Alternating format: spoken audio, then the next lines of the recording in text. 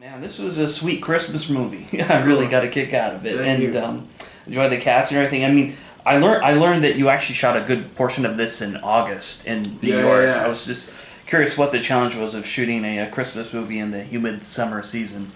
Well, we did have some challenges, but then we went back to do some additional shooting in December, and we realized that whatever challenges we had in the heat paled in comparison to the challenges in the cold.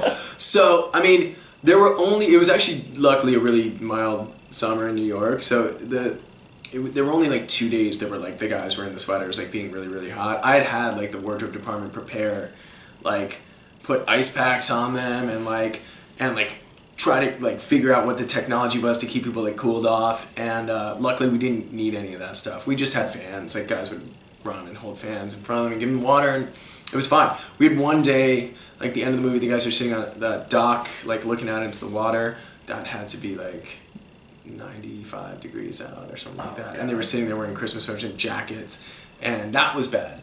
Yeah. But that was really one of the only days that was really that bad. Everything else was like pretty chilly and nice. And it was a lot of nights, so it was like 70 degrees. It was like perfect. Oh, good. Yeah, it's interesting because I was on the East Coast last year, and I just remember it being humid as hell. So it wasn't bad in New York, and the biggest challenge was like selling that it was winter. So we would do like little snow remnants, and we would have these like steam pipes on the streets that kind of made it feel cold, and we would wet the streets down. So hopefully we sold it. Yeah, you definitely did. Yeah. You definitely did. And what was it like handling the dynamics of the three actors? Because I imagine you didn't want them to try to outdo each other in terms of like laughs. Yeah, no, that was not really a challenge though, because like everyone had their own kind of role and they occupied it. So there were not a lot of times where I just felt like people were like kind of yelling over each other. Maybe more so at the very beginning of the shoot, and then people just started to find their rhythm. I mean, these guys are all such great actors, and they're all such great improvisers that everyone kind of found their own pocket, and the rhythm and tempo kind of just found itself in a way.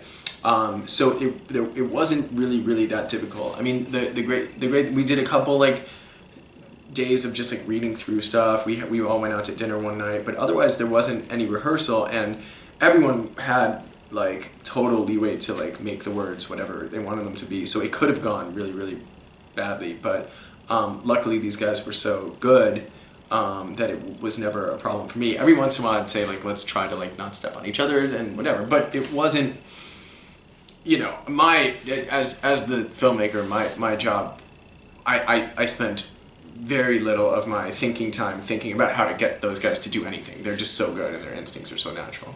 That's great. Yeah, it looks like their instincts were dead on. Yeah. And then I was just curious, what specific event triggered the idea for this movie? I wouldn't say it was a specific event. I mean, I came up with the idea for this when we were mixing 50-50, so we were just about finished with it. And, I had such a great experience working with Seth and Evan and wanting to do something else with their production company. And I mentioned that I'm someone who is really into Christmas and Christmas movies, and I just felt like there weren't a lot of Christmas movies for my generation. And so that was kind of the genesis of it. I've always been really into Christmas, and I've actually gone out on Christmas in New York with my friends, like as a tradition. Nothing this crazy happens, but so I mentioned it to those guys, and we all really felt it would be that would be a great area to explore. And so then we started writing, and then Joe came on pretty quickly after that. So that was kind of the genesis of it, was the idea to try to make a kind of holiday perennial for our generation. Great. Yeah. There's always a new one that's bound to make waves, and this definitely would be one of those. So yeah. And in terms of creating the Nutcracker Ball, what was involved in making it the ultimate Christmas party? Well, I think a lot of it was sort of the way they got into it was like, the kind of when we were shooting, I found, there's like pop-up parties in New York, like little secret pop-up parties in New York where you have to kind of call and then call again, and then you go through the back of like something. So that was, as far as building it up, it was a lot about that. It was a lot about the mythology of it. And then of course, having, all the celebrities who we have there once they get there. really helped sell it. And I think that beyond that, our production designer Annie Spitz just creating this world of like this winter wonderland and that tunnel of lights and the snow globe and all that stuff really, really helped give it kind of that magical quality. I mean, it's the whole movie kind of has this spirit of magical realism, and that also is like something that's this legendary party that's these guys think is going to like kind of solve all their problems, and so it was a really kind of challenging thing to create that legendary party, but I'm really proud of it. Yeah. I mean, I heard at one point that you wanted to set it in an underground subway. Yeah, alright, so that would have been like the dopest idea. Yeah. But it turns out, like, what I wanted was like the Second Avenue subway tunnels, or like these empty subway tunnels, and I just pictured this abandoned subway station, almost like the Harry Potter, thing where all the trains leave from, except New York version of that. That was my original idea, and it turns out that's like really unsafe and also like kind of impossible, so we couldn't do that. So we found this awesome space in Brooklyn, and a lot of the other stuff we just built. So yeah, that would have been cooler. That would have been cool. Well, what you ended up with was it still ended up being cool. pretty good. But yeah, that was a really good idea. And in terms of magical realism, the one thing that really brings that together is Michael Shannon's performance. Yeah. He's like deadpan perfection here. And what made you cast him? Well, we knew, like, we didn't, of course, I'm a big fan of Shannon's. I love Take Shelter. I just so many performances of his that I just think are so fantastic. And I didn't know he could do comedy, although I knew that if he just did, like, almost like what he's done in other movies, like, just did, like, kind of deadpan intimidation, which he's so good at, that it would have worked also. But then he came and was like so adept at comedy and so good at improvising and so good at retaining like alts that we gave him for dialogue, and just had these perfect instincts and perfect comedic timing. There was no way we could have known that. What we thought was that his natural persona would just fit this character who's supposed to be kind of weird and kind of intimidating, but what he brought to it took it to a whole other level. It was fantastic. Yeah, absolutely. Yeah, because we don't see him in many comedy roles. No. And hopefully you still won't, because it's like good to keep it special. But hopefully every once in a while he'll do something really great. Right.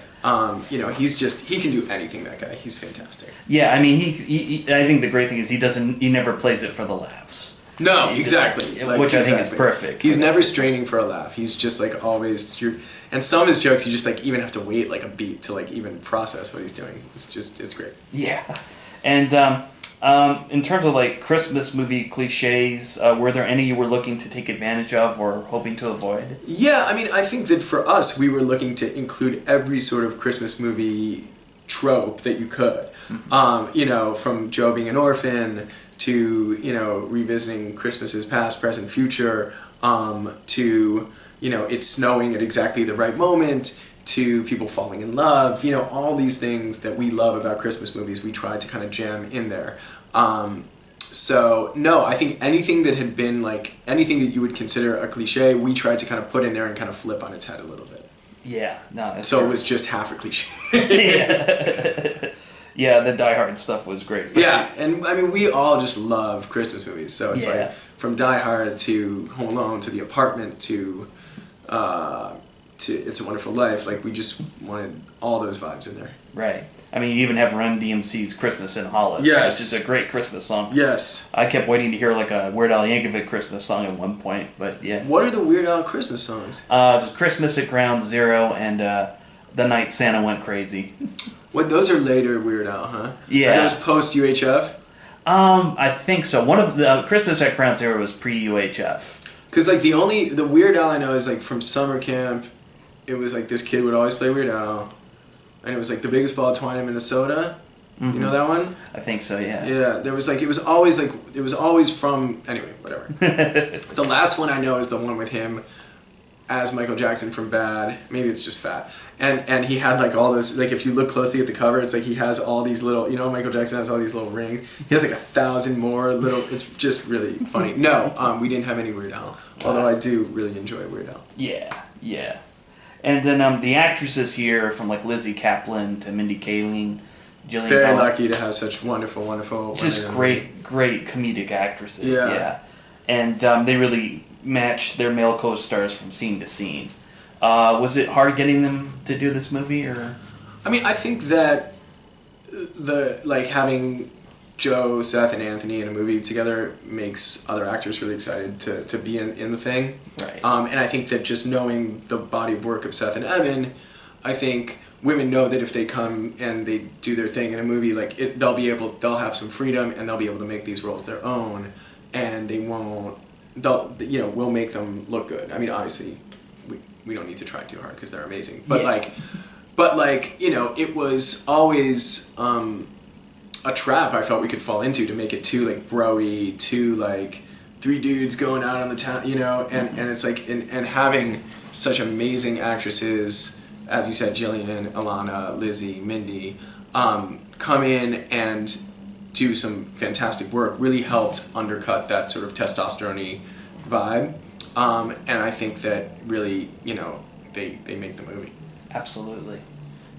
And Miley Cyrus makes an appearance here. Miley Cyrus, yes. And it's great to see that she has this great sense of humor about herself. Yeah, she does. She's really, really funny. She's got a great sense of humor about herself. And I just think she's great. I really love her music. I love that Bangers record. I really like the Miley and her Dead Pets stuff. I just have always thought she was cool. And so when the opportunity presented itself for her to be in the movie, I got really, really excited. And to me, that's honestly my favorite scene in the movie, because again, it's a trope. I don't want to give away what happens, but right. It's another trope that we kind of flip on its ear a little bit. And yes, she was down. We would, our process on set is we have other writers on set, and they hand me these little yellow pieces of paper in between takes with alt jokes on them. And so I would go up to Miley Cyrus and just pitch her these jokes. Some of them were just pretty fucking awful. And she would just be all right, cool, and just say the joke. And there was never anything where she was I don't know if I want to do that. She was always just completely down to poke fun at herself, which I thought was really cool. Great. Yeah, it's healthy to have that. Yes. It's definitely healthy to do that. And I understand Anthony Mackie, he auditioned to be in this movie? Mackie auditioned, which was something he said he hadn't done in 20 years. He was just, as soon as we saw him, we knew that he was the guy. He auditioned, read opposite Seth, and just did such a fantastic job. To me, I really like the idea, especially working with these guys, since they have a very kind of similar cast of characters who come through a lot of their movies. The idea of combining, Seth with Joe. Of course, Joe's in 50-50, but this is a more comedic thing. And then having the third person be not someone you've seen in a movie with them before, but be someone who makes the whole thing feel fresh. I think that's what Anthony brought to the table. And not only is he a great dramatic actor, he's an incredible improviser himself. So it was just it really charged, put some electricity in the kind of dynamic between those three guys. There's definitely no electricity about Anthony. Yeah. He's a big personality. He is. He's awesome. I've interviewed him a couple of times, and he's always fun. Yeah. So, yeah. And were there any Christmas movies in particular that helped influence the look or feel of this film? Yeah, but they're ones you might not think. Eyes Wide Shut actually was a big one, because Eyes Wide Shut had that kind of dreamlike hallucinatory quality, and it's Tom Cruise walking around having this crazy fever dream, and to me that kind of dovetailed nicely with Seth's drugged out night, and Joe kind of keeps the things that happen to them on this night are kind of hyper real, and so Eyes Wide Shut to me had that kind of hyper real quality. The other movies aren't necessarily Christmas movies. After Hours was a big tonal reference and visual reference. 25th Hour, strangely enough, about three guys out in New York one crazy night that actually is a much more dramatic evening, obviously, than what we're doing. But I like to kind of pull references from different places, not necessarily just comedies. When you're doing a comedy, I feel like it kind of imbues it with a little bit more substance than if you're just looking at comedies. But we also looked at Cameron Crowe movies, John Hughes movies, great New York movies, Working Girl, just a ton. I look at a ton of stuff, and I try to rip off one element of each to hopefully make something feel if you rip off enough different things, right, it feels unique. Well, as long as you like take it and make it your own, I think it's Yeah. I mean, now that you mention Eyes Wide Shut, I can definitely see the look of that movie. It's weird, but yes, yeah, it's there. absolutely, It's yeah. there, yeah. That and 25th Hour, which is one of Spike Lee's best movies. Oh my god, that's so good. Did you see the trailer for Chirac? Not yet. It looks I've been cool, meaning man. to. You should check it out. I've been hearing it's really cool, so yeah, I'm looking forward to that. And the piano scene is cool. Yeah. What made you choose Kanye's West's Runaway for the song they perform? Well, I mean, I think that it actually went hand in hand. Like, I only thought of the piano scene after listening to Runaway because it has that piano intro. So I was like, huh. Because, like, again, with the interest of, like, taking something and kind of making it our own, we felt like we were following in the footsteps of, like, both 80s movies and New York movies. Mm-hmm. And Big was, like, such a classic, version of both. And so, I thought it would be really fun to just do that twist on it, and like I really, really like that song, and I just love Kanye in general, his music especially, so yeah, they kind of went hand in hand. Like we wouldn't have done the scene, I don't think, if that song had not existed. So yeah. Mm-hmm. I mean, and there's also the end. I mean, don't want to give too much away, but it involves three guys singing to a baby. Yeah, that's a 3 Men and a Baby reference. Yeah. Big, Die Hard, 3 Men and a Baby. Mm-hmm. It's a lot of 80s. Like 50-50, I felt like had like a lot of 70s movie in it, mm-hmm. and this felt like it had a real, because I just grew up on 80s movies, and I love the idea that they're just meant to like make you smile and make you happy, and the opportunity to do that was like really fun for me, just to like kind of put on a show for people and have song and dance and jokes and so we wanted to sort of do some nods to those movies as well. Yeah, definitely. I mean, it's interesting with Christmas because it's, for a lot of people, it's the most happiest time of the year, and for other people, it's a sad time of year. Totally. And you definitely get the sense of both in this movie. Yeah, I think that's what's great about Christmas movies is they do allow for emotion. They do allow for, you can do a movie that's really accessible and fun, and still have that undercurrent of melancholy or sadness, because that's what the holidays have, Not everyone has like a traditional family that they can spend Christmas with, so a lot of people feel left out. I think these guys have figured out a way to like not feel left out by having each other. But at the same time, the tropes of Christmas and the sort of bittersweet nature of the holiday allows you to explore kind of a slightly more emotionally complicated stuff than you might otherwise get to do in like a comedy. Yeah, absolutely.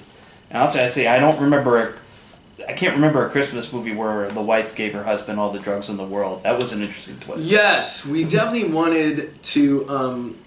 We didn't want to paint the wife as like a naggy character, and like my wife. I just had a kid 2 months ago, and while she wouldn't give me a box. Thank you. She wouldn't give me a box of drugs, but I'm certainly just incredibly impressed with how. She's just awesome, and I feel a lot like the Seth character, and I just think that in a lot of times in a movie like this, you would see the wife as like this naggy person, and in real life, that's not what it is. Like I think we all depend on our partners to like help lift us up, maybe not get us high, but help support us. And I think in this movie, slightly irresponsibly, she helps him out in that way, and. It just provides a lot more kind of ground for comedy than if it had been, him doing it and her not wanting him to do it or something like that. I just don't feel like that reflects like the relationship that myself or my friends have with our significant others. They're much cooler than that. Yeah, which is just as well. Makes life a little less dangerous. Yeah. Well, great, Jonathan. Seriously, terrific movie. Thank you very much. Thank you, man. Time. Thanks so much for taking the time. Oh, you bet. Thank you so much. Nice to meet you. Nice to meet you too. Or see.